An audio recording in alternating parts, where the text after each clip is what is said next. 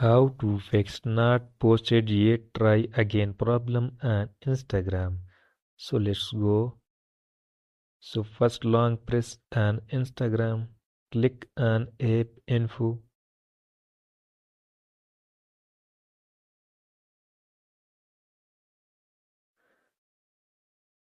Now first clear cache and clear data. Tap on OK. Now go back.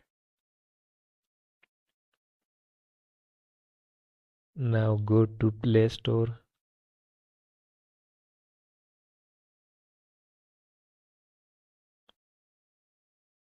Now search Instagram.